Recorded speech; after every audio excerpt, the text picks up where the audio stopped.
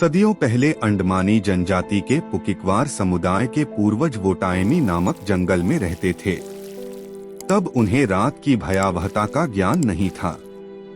इसका कारण यह कि सृष्टि निर्माण के शुरू के दिनों में रात होती ही नहीं थी, इसलिए उन्हें रात के विषय में कुछ भी मालूम नहीं था। हमेशा दिन ही रहना उनके लिए एक तरह से अच्छा भी था। इससे उन्हें शिकार करने में सुविधा रहती थी। दिन में कंदमूल फल भी आसानी से खोजे और इकट्ठे किए जा सकते थे। कीड़े-मकोड़ों और जानवरों से रक्षा करने के लिए भी दिन ही उपयुक्त था। उसी समय के पूर्वजों में से एक था तापेती। वह काफी हृष्ट-पुष्ट और ताकतवर था। उसे जिमीकंद रतालू खाना बहुत पसंद था। जिमीकंद का नाम आते ही उसकी जीभ पर पानी आने लगता था। एक समय की बात है, तापेती को तेज भूख लगी हुई थी। वह कुछ भी खाकर अपना पेट भर सकता था, लेकिन उस समय उसे जिमीकंद खाने की इच्छा हुई। इसके लिए तो जंगल जाना जरूरी था। वहां जाए बगैर जिमीकंद मिलना संभव नहीं था। एक अच्छी बात यह थी कि तापेती अपनी इच्छा पूरी करने में किसी तरह की शिथिलता और आलस्य का अनुभव नहीं करता था। इसलिए जिमीकंद की चाहत होते ही वह बिना हिर को साथ लिए जंगल की ओर चल दिया। तापेती जिस समय जंगल के लिए निकला, उस समय मौसम बहुत खुशगवार था।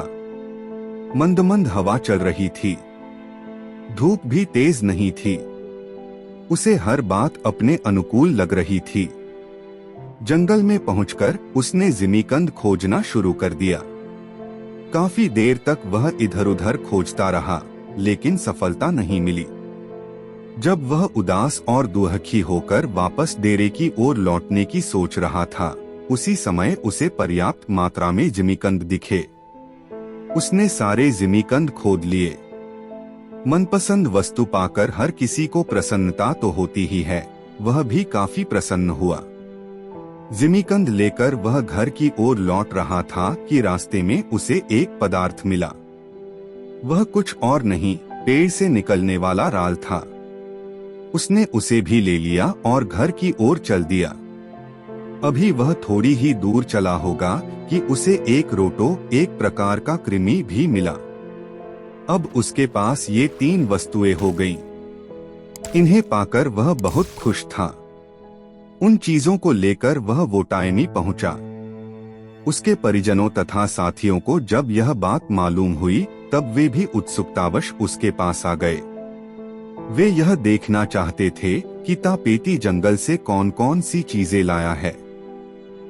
तापेती प्रसन्न मुद्रा में बैठा था। परिजन और साथी उसे चारों ओर से घेरकर बैठे थे। उसने अपनी लाई हुई चीजें सभी को दिखाईं। इसी क्रम में उसने रोटो को अपनी हथेलियों में उठा लिया, फिर धीरे धीरे दबाना शुरू किया। अंत में उसे खूब जोर से दबाकर कुचल दिया।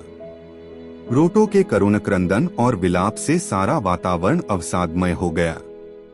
उसकी चीख इतनी भयावह और वेदना भरी थी कि दिन गायब हो गया और उसके स्थान पर चारों ओर अंधेरा छा गया। सभी लोग हैरान और परेशान कि यह क्या हुआ। उनकी समस्याएं बढ़ने लगी। सबसे बड़ी कठिनाई शिकार पकड़ने तथा कंदमूल फल इकट्ठा करने की थी। इधर अंधेरा सघन होता चला गया, वह समाप्त होने का नाम ही नहीं लेता था। इससे उन लोगों का चिंतित होना और उसे दूर करने के उपायों पर विचार करना लाजिमी था। वे सभी इसी चिंता में थे कि अंधेरा कैसे दूर होगा। तभी उन्हें याद आया कि तापेती जंगल से लौटते समय पेड़ का राल लाया है। अगर उसकी मशाल बनाकर नाचना गाना हो तो शायद अंधेरा दूर हो जाए। उन्होंने उसकी मशाल बनाई तथा नाचना और गाना शुरू किया। उन्हें यह विश्वास था कि नाचने गाने से दिन की वापसी हो सकती है।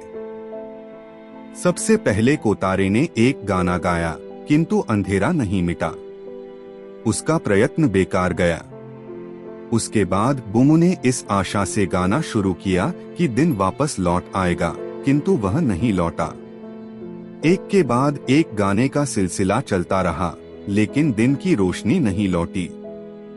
सबसे बाद में कोनोरो ने एक गाना गाया।